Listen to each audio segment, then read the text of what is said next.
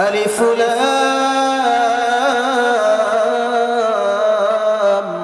মিম যালিকাল কিতাবু লা রাইবা ফীহি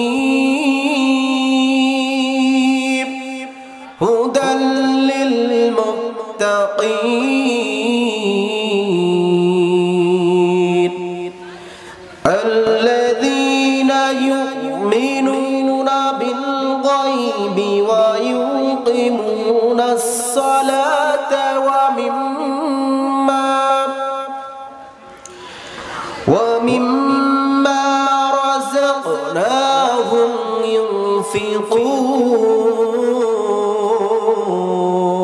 ينفقون والذين يؤمنون بما أنزل إليك وما أنزل من قبلك وبالآخرة هم يوقنون أولئك على هدى من ربهم وأولئك هم المفلحون إن الذين كفروا سواء عليهم أأنذرتهم أم لم تنذرهم لا يؤمنون ختم الله على قلوبهم وعلى سمعهم وعلى أبصارهم غشاوة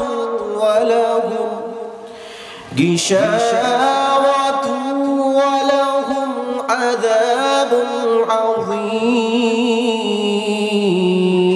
عظيم وقال الله تعالى في شان رسول الله صلى الله عليه وسلم إن الله وملائكته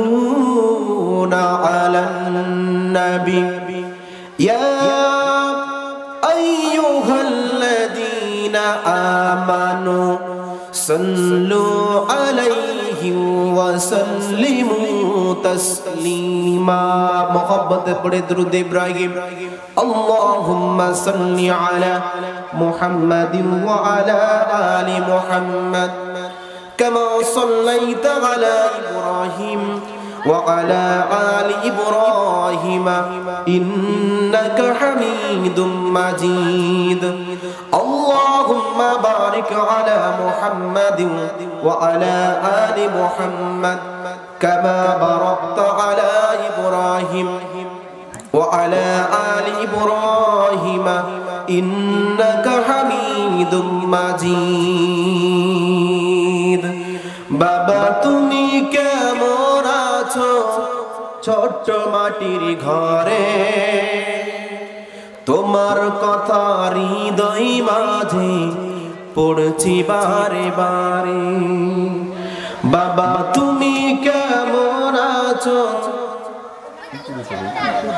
ছোট্ট মাটির ঘরে তোমার কথা হৃদয় মাঝে পড়ছি বারে বারে বাবা গো বাবা বাবা গো বাবা বাবা গো বাবা বাবা গো বাবা কত আদর কত স্নেহ তোমার কাছে পেলাম সব কিছু হারিয়ে আজকে নিঃস্ব হয়ে গেলাম। কত আদর কত স্নেহ তোমার কাছে পেলাম, সব কিছু হারিয়ে আজকে নিঃস্ব হয়ে গেলাম। ভালোবাসে তোমায় বাবা বুকটা যে যায় ছিঁড়ে, তোমার কথা হৃদয় মাঝে পড়ছি বারে বারে। বাবা গো বাবা, বাবা গো বাবা, বাবা গো বাবা, বাবা গো বাবা। বাবা তুমি কেমন আছো ছোট্ট মাটির ঘরে, তোমার কথা হৃদয় মাঝে পড়ছি বারে বারে। বাবা তুমি কেমন আছো ছোট্ট মাটির ঘরে, তোমার কথা হৃদয় মাঝে পড়ছি বারে বারে। বাবা গো বাবা, বাবা গো বাবা, বাবা গো বাবা, বাবা গো বাবা। কত আদর কত স্নেহ তোমার কাছে পেলাম, সব কিছু হারিয়ে আজকে নিঃস্ব হয়ে গেলাম। কত আদর কত স্নেহ তোমার কাছে পেলাম, সব কিছু হারিয়ে আজকে নিঃস্ব হয়ে গেলাম। শুয়ে থেকো পরম সুখে জান্নাতের ভিতরে, শুয়ে থেকো পরম সুখে জান্নাতের ভিতরে, তোমার কথা হৃদয় মাঝে পড়ছি বারে বারে। বাবা গো বাবা, বাবা গো বাবা, বাবা গো বাবা, বাবা গো বাবা। সমস্ত প্রশংসা মহান আল্লাহ তাআলার জন্য, যিনার অশেষ মেহেরবানিতে পবিত্র শাবান মাসের রমজানের পূর্ব মাস, যে মহান আল্লাহ তাআলা আমাদেরকে ঐতিহ্যবাহী চাঁপাইনবাবগঞ্জ জেলার অন্তর্গত এলাকা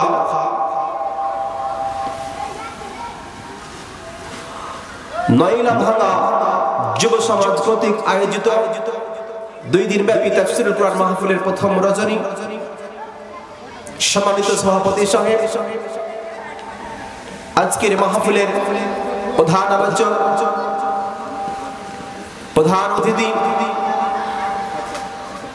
হযরত উলামায়ে কিরামগণ, সামনের ছোট কচি বাচ্চা, বৃদ্ধ সমবয়সী ভাই ও বাবাজিরা, পদ্মার আড়ালে জনম দুঃখিনী ভগ্নীগণ, সমস্ত প্রশংসা মহান আল্লাহ তাআলার প্রতি, যে আল্লাহ তাআলা আমাদের কাছের জন্য কবুল করলেন। সেই মহান আল্লাহ তাআলার প্রতি আমরা শুকরিয়া জ্ঞাপন করি। সকলে বলি আলহামদুলিল্লাহ। দুরূদ ও সালাম বিশ্বনবী মুহাম্মদ রাসূলুল্লাহ সাল্লাল্লাহু আলাইহি ওয়াসাল্লামের প্রতি লাখো কোটি দুরূদ পড়ি। সকলে বলি সাল্লাল্লাহু আলাইহি ওয়াসাল্লাম। আমাদের মাঝ থেকে যারা অন্ধকার কবরে শায়িত আছেন, আল্লাহ তাআলা প্রত্যেকের কবর আযাবগুলো মাফ করুক। সকলে আল্লাহুম্মা আমিন। আল্লাহ তাআলা আজকে এই মাহফিলটিকে কবুল করুন এবং আগামী কালের জন্য আল্লাহ তাআলা এই মাহফিলকে কবুল করুক। সকলে আল্লাহুম্মা আমিন।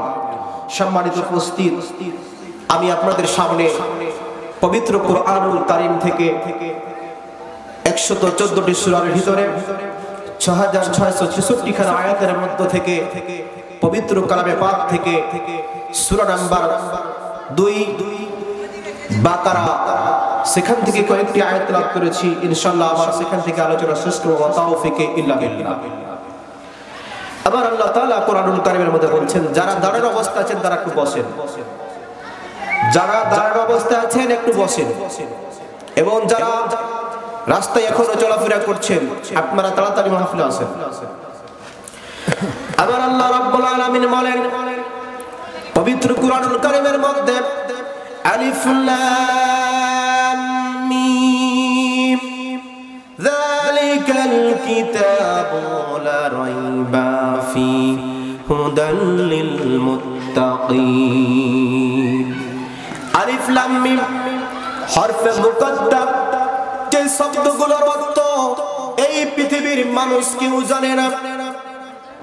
কোন মুফাসসির ইকরাম, কোন মুহাদ্দিস ইকরাম এই অর্থগুলো, এই ব্যাখ্যা কিন্তু বলতে পারবে না একমাত্র মহান আল্লাহ তাআলা ছাড়া।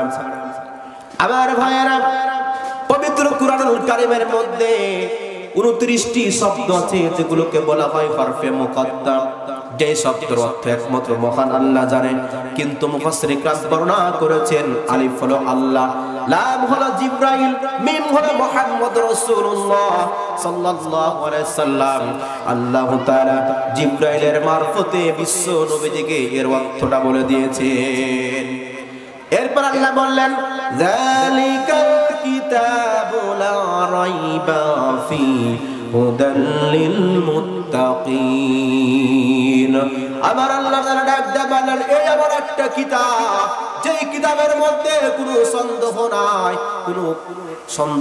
কোনো ভুল নাই। পৃথিবীর যদি কোনো ব্যক্তি একবার যদি বলে দেয় এই পবিত্র কোরআনের মধ্যে ভুল আছে, সন্দেহ আছে, তাহলে তার ঈমান থাকবে না, সেই সরাসরি কিন্তু কাফেরে পরিণত হয়ে যাবে। কারণ প্রত্যেকটি লেখক যখন লেখে, বই যখন প্রকাশ করে, তখন কিন্তু সেই বর্ণনা করে আমি যখন বই লিখেছি এই বইয়ের ভিতরে আমার কোন জায়গায় ভুল থাকতে পারে।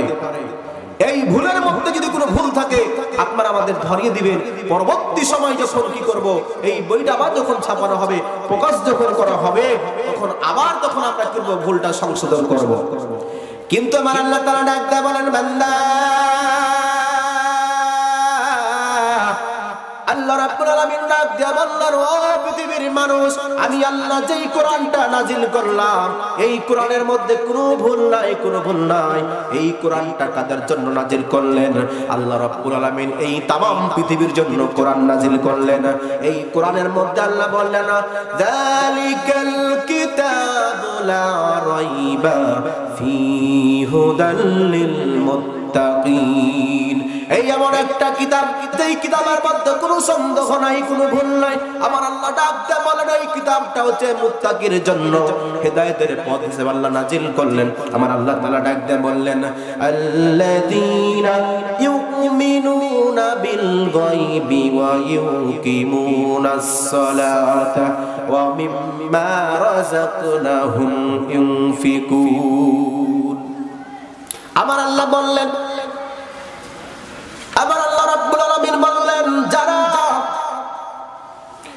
পবিত্র এই কোরআনুল কারীমের আয়াতের ব্যাখ্যা যারা না দেখায়, অদৃশ্য যেটা চোখে দেখা যায় না, যেই জিনিসটা দেখা যায় না, যারা বিশ্বাস রাখবে, অর্থাৎ মহান সৃষ্টিকর্তা আল্লাহ তাআলাকে তো আমরা কেউ দেখিনি, আল্লাহকে দেখিনি, আল্লাহকে যারা বিশ্বাস রাখবে, আল্লাহর প্রতি যারা ঈমান আনবে, তারাই হলো এক নাম্বার ঈমানদার। যারা আল্লাহর প্রতি ঈমান আনবে, ঈমান আনার পর আল্লাহ বললেন ওয়া ইউকিমুনাস সালাতা ওয়া মিম্মা রাযাকনাহুম ইউনফিকুন। আমার আল্লাহ তাআলা ডাক দিয়ে বললেন, এই কোরআনুল কারীমের মধ্যে আল্লাহ বর্ণনা করলেন, আল্লাহ রাব্বুল আলামিন ডাক দিয়ে বললেন, যারা আমাকে বিশ্বাস করবে, আমার প্রতি ঈমান আনবে, এই ঈমান আনার পর তাদের কাজ হলো তারা সালাত আদায় করবে, তারা সালাত কায়েম করবে, অর্থাৎ নিজে নামাজ আদায় করবে, অপরকে নামাজ আদায় করার জন্য বলবে। আল্লাহ তাআলা বললেন, পরের শব্দে বলেন ওয়া মিম্মা রাযাকনাহুম ইউনফিকুন। আমার আল্লাহ ডাক দিয়ে বলেন, বান্দা, আমি আল্লাহ তোমাদেরকে যে অর্থ দিয়েছি বান্দারে, এই অর্থগুলো তোমরা আমার পথে খরচ করো, এই অর্থগুলো আমার পথে ব্যয় করো বান্দা,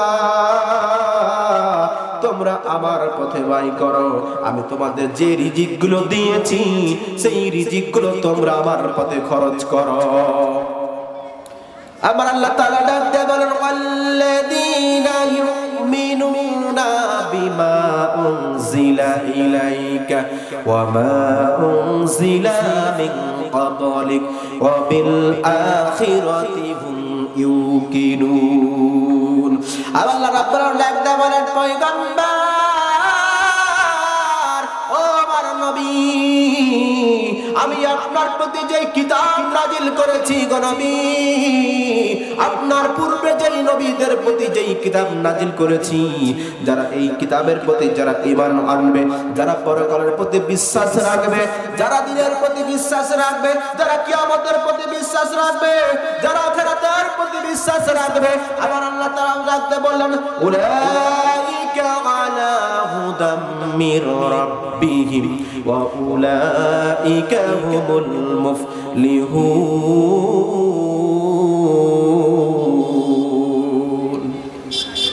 আমার আল্লাহ তাআলা ডাকতে বললেন হে নবী, তাদের প্রতি তাদের রবের পক্ষ থেকে তাদের হেদায়েত রয়েছে, যারা হেদায়েতের উপর রয়েছে, যারা যারা তাদের পক্ষ থেকে আল্লাহ তাআলা ডাকতে বললেন তারা হচ্ছে সফলকাম।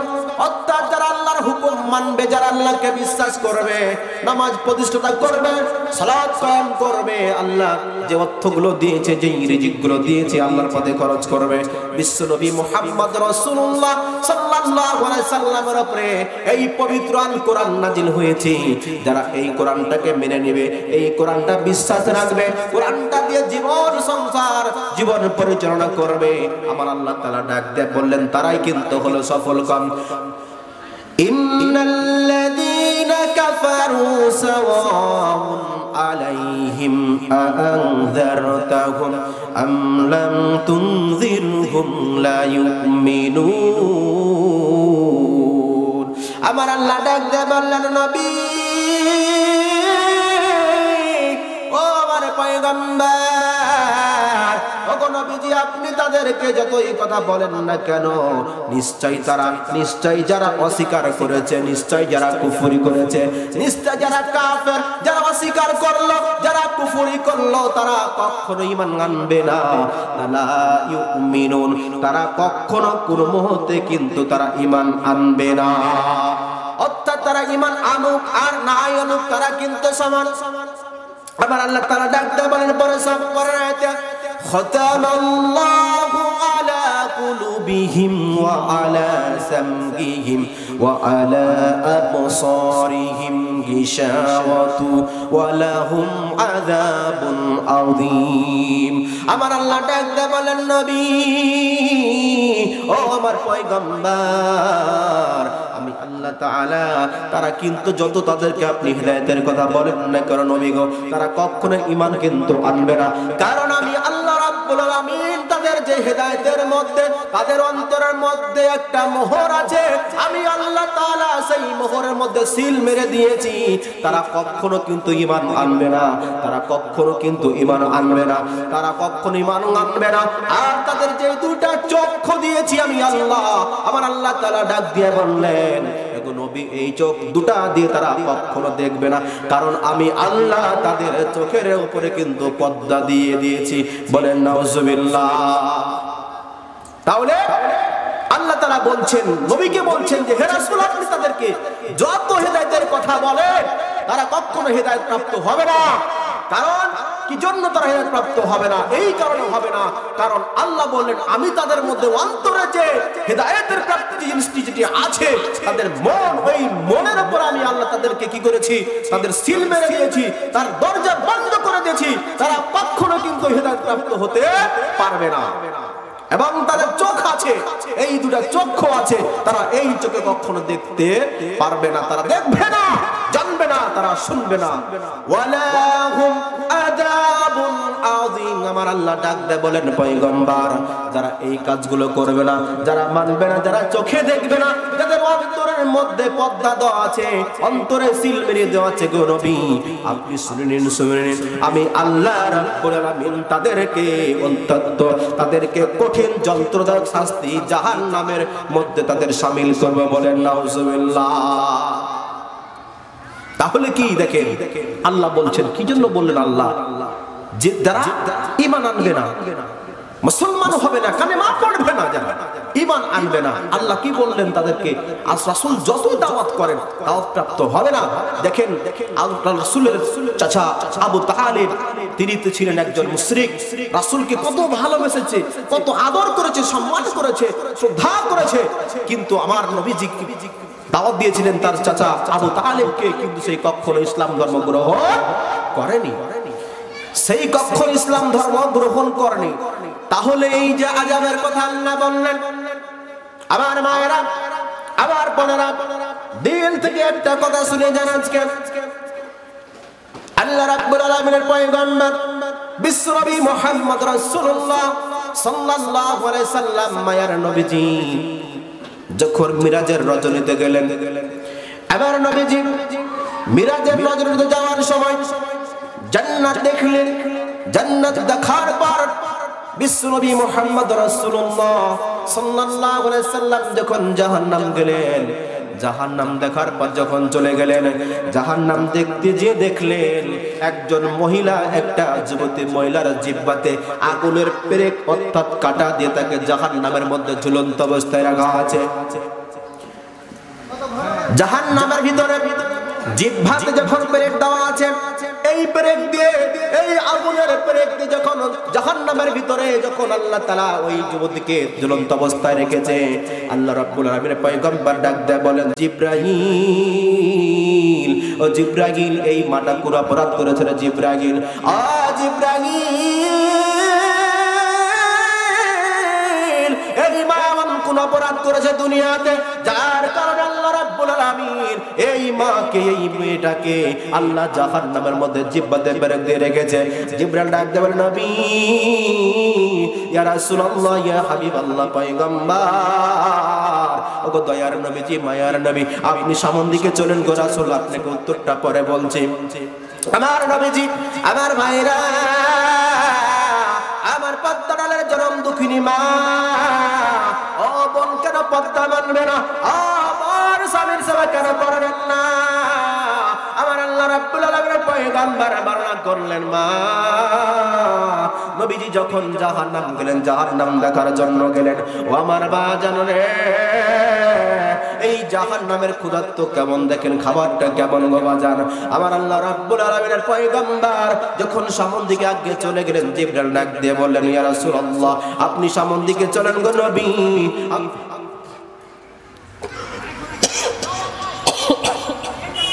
ইয়া রাসূলুল্লাহ, আপনি সামন দিকে চলেন গো নবী, আপনাকে উত্তরটা পরে বলছি। আমার পয়গম্বর যখন সামন দিক গেলেন, সামন দিক যাওয়ার পর দেখলেন নবীজি একজন যুবতী মহিলার চুলের মুঠিগুলো, চুলগুলো একত্রিত করে সুন্দর করে ঝুঁটি বানাইয়া, আমার মায়েরা, ওই ঝুঁটি বানাইয়া জাহান্নামের ভিতরে আল্লাহ রাব্বুল আলামিন জাহান্নামের আগুনের রশি দ্বারা তার চুলকে ঝুলন্ত অবস্থায় জাহান্নামের ভিতরে রেখে দিলেন। আবার নবী ডাক দিয়ে বললেন, জিবরাইল, ওই মা পৃথিবীতে কোন অন্যায় করেছে? জিবরাইল, ওই মা দুনিয়াতে কোন অপরাধ করেছে? ওই মা দুনিয়াতে কি গুনাহ করেছে যার কারণে আল্লাহ রাব্বুল আলামিন আজকে জাহান্নামের ভিতরে ওই মার চুলের মুঠিকে ঝুলন্ত অবস্থা রেখে জাহান্নামের আগুনের রশিদের আজকে ঝুলন্ত রেখেছে। আমার নবীকে ডাকতে জিবরাইল বললেন, ইয়া রাসূলুল্লাহ, পয়গম্বর, ওগো নবীজি, ওই মেয়েটা কোন অপরাধ করেছে গো রাসূল, আপনি সামনে চলেন, আপনাকে পরে বলছে। ইয়া রাসূলুল্লাহ, পয়গম্বর সামন দিক যখন চলে গেলেন, আল্লাহর নবী সাল্লাল্লাহু আলাইহি সাল্লাম দৃষ্টি লক্ষ্য করে দেখলেন একজন যুবতী, একটা মহিলা জাহান্নামের মধ্যে দাঁড়ানো অবস্থায় আছে। বাজান রে, ও আমার মা, একটাবার কবর কি তোমার ভয় না? মা, জাহান্নামের কি ভয় না? মা, এই রূপ নিয়ে, এই জৈবন নিয়ে আর কত রংবাজি করবা, এই রূপ নিয়ে আর কত বাহাদুরি করবা? মা, ও আমার বাবা, কেন আমরা আল্লাহকে মানি না? আল্লাহকে কেন চিনি না? আল্লাহর পথে কেন চলি না? ও বাজান, ও আল্লাহ রাব্বুল আলামিন আপনাকে আমাকে এত সুন্দর করে বানাইলা। আল্লাহ তাআলা ডাক দিয়া বলেছেন, বান্দা, দুনিয়াতে পৃথিবীতে গিয়ে পাপ করো না, কারণ এই জাহান্নামের ভিতরে আসতে পারবা না। এই জাহান্নাম এমন ভয়ঙ্কর জায়গা রে বান্দা, এই জাহান্নামের ভিতরে যখন তুমি থাকবা কত না কষ্ট তোমাকে ভোগ করতে হবে, কথা বলেন ঠিক কিনা? আবার আল্লাহ তাআলা ডাকতে বললেন, জিবরাইল যখন চলে গেলেন, জিবরাইল যাওয়ার পর বিশ্বনবী মুহাম্মদ রাসূলুল্লাহ সাল্লাল্লাহু আলাইহি সাল্লাম লক্ষ্য করে দেখলেন, মায়ার নবীজি দেখলেন যখন, হঠাৎ করে দেখতে পেলেন আল্লাহর নবী সাল্লাল্লাহু আলাইহি সাল্লাম যখন দেখলেন আমার মা জাহান্নামের মধ্যে দাঁড়ানো অবস্থায় কিন্তু আছে। আবার বাজারে ও আমার বাবা, মা যখন জাহান্নামের মধ্যে ওই দাঁড়ানো অবস্থায় আছে, দূর থেকে একটা চাদর উড়ে আসলো। চাদরটা উড়ে আসার কারণে সাথে সাথে কিন্তু ওই মায়ের শরীরে জড়িয়ে লেগে গেল। আর এই লাগার কারণে, জড়ার কারণে ওই যুবতী মা, ওই মার সমস্ত দেহ কানটা কিন্তু পুড়ে ছাই হয়ে গেল। আগুন যখন ধরে গেল, মা চিৎকার মারল, মা গো মা, আমি তো আর পারছি না, সহ্য করতে পারছি না। আমার নবী ডাকতে বললেন, জিবরাইল, আবার জিবরাইল রে, এই মেয়েটা কি আমার অন্যায় করেছে দুনিয়াতে? এই মেয়েটা এমন কি অপরাধ করেছে জিবরাইল, যার কারণে এই মেয়েটাকে এত বড় শাস্তি দেওয়া হচ্ছে রে জিবরাইল? আল্লাহর নবী সাল্লাল্লাহু আলাইহি সাল্লামকে জিবরাইল ডাকতে বললেন, নবী,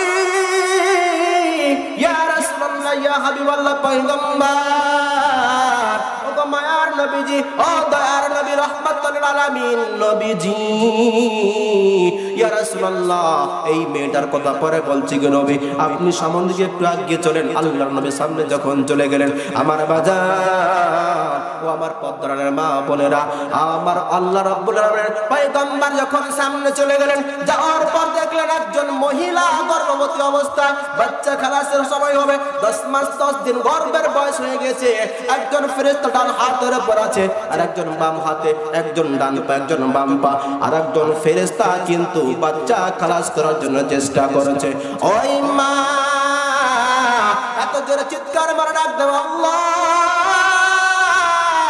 এই কষ্ট সহ্য করতে পারি না, এই যন্ত্রণা আর মানতে পারছি না, আল্লাহ আল্লাহ আল্লাহ বলে চিৎকার মারবে বান্দি। কিন্তু জিবরাইল ডাকতে বলে, ইয়া রাসূলুল্লাহ, ওই মেয়েটা তো কষ্ট চিৎকার মারবে, কিন্তু আল্লাহ তার বাচ্চা খালাস করবে না।